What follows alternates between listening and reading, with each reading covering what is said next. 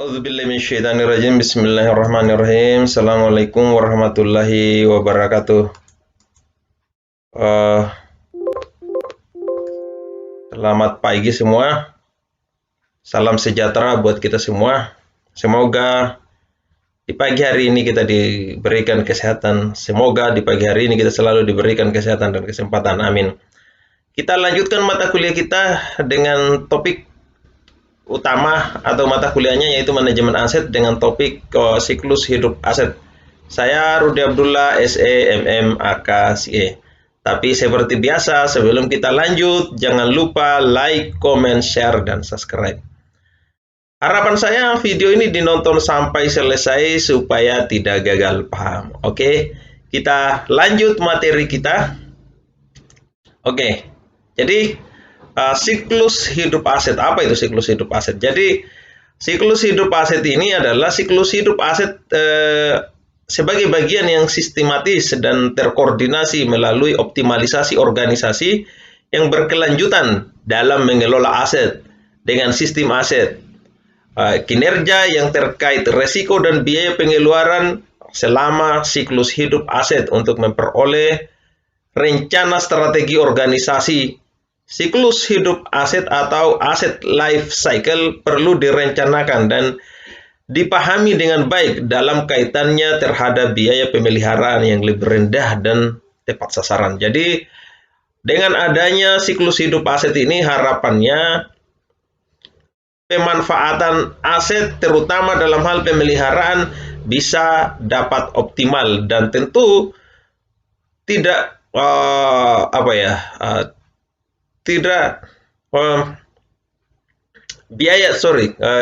yang dikeluarkan tidak terlalu banyak dalam artian sesuai dengan kebutuhan yang diinginkan terutama dalam hal pemeliharaan aset. Oke, kita next dulu.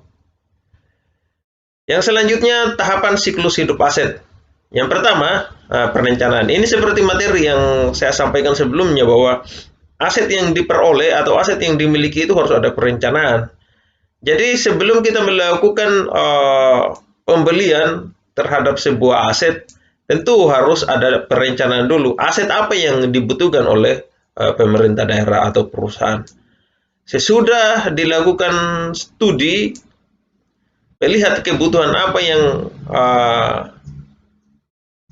diinginkan atau yang dibutuhkan oleh perusahaan, maka itu dituangkan semuanya di dalam rencana untuk perolehan aset, terutama baik itu dilakukan melalui pembelian, pertukaran, ataupun melalui sewa.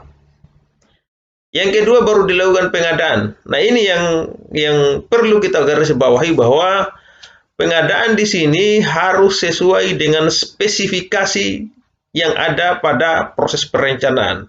Jangan berbeda apa yang direncanakan terus yang diadakan atau yang dibeli atau yang diperoleh itu berbeda dengan rencana awal. Yang selanjutnya operasi dan pemeliharaan. Jadi aset itu ketika sudah diadakan tentu yang paling urgent itu bukan operasinya ya, tapi pemeliharaan. Sesudah aset itu digunakan bagaimana mekanisme pemeliharaannya, bagaimana mekanisme perbaikan terhadap aset itu sesudah digunakan.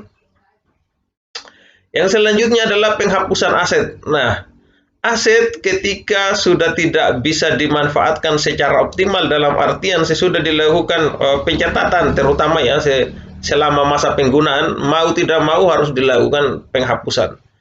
Nah, tentu tidak dilakukan penghapusan begitu saja. Mekanisme penghapusan ini sangat panjang ya. Karena harus ada pemeriksaan terlebih dahulu sebelum dilakukan penghapusan dan harus ada otorisasi, harus ada keputusan yang diambil oleh pemerintah daerah sebelum melakukan penghapusan.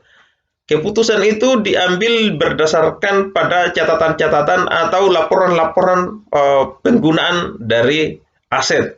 Karena ditakutkan jangan sampai aset ini dilakukan penghapusan ternyata nilainya di pasar itu masih sangat tinggi. Jadi itu juga menjadi rujukan sebelum dilakukan penghapusan. Oke. Kita masuk di kurva hidup properti. Tapi ini bukan kurva hidup properti ya. Kalau ini kurva penjualan, tapi ya 11-12 lah mirip ini. Nah, jadi dari waktu ke waktu, kalau kita lihat di situ umpamanya penjualan atau biasa juga disebut dengan umpamanya kalau umpamanya kita ganti di sana menjadi properti, maka aset itu masuk pada proses perkenalan. Jadi perkenalan dalam artian dikenal oleh masyarakat. Kalau penjualan untuk produk biasanya, itu baru dikenal masyarakat.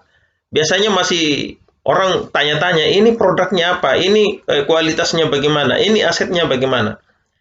Yang selanjutnya masuk pada masa pertumbuhan. Nah, kalau pada masa pertumbuhan itu sudah mengalami penaikan ya. Nah, ini orang pada fase ini orang sudah mulai menggandrungi. Yang selanjutnya kemapanan. Kalau pada masa kemapanan ini semua orang sudah mengetahui aset ini, mengetahui atau produk ini sudah sangat terkenal.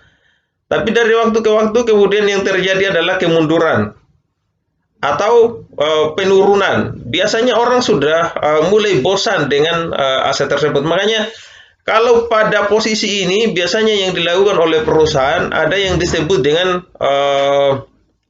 apa ya, research and development, R&D, research and development. Ya, jadi dilakukan lagi penelitian dan pengembangan. Tujuannya apa? Tujuannya untuk melihat masyarakat ini kenapa produk yang kita miliki atau aset yang kita miliki mengalami penurunan. Ketika dilakukan umpamanya riset, maka bisa diketahui, oh masyarakat ini posisinya seperti ini karena ada hal yang begini. Oke, oh sudah selesai ya pada siklus hidup aset. Jadi demikian materi yang berkaitan dengan siklus hidup aset. Hal-hal yang tidak dipahami terkait dengan materi ini silakan tanyakan pada kolom komentar di bawah. Saya Rudi Abdullah, terima kasih. Assalamualaikum warahmatullahi wabarakatuh.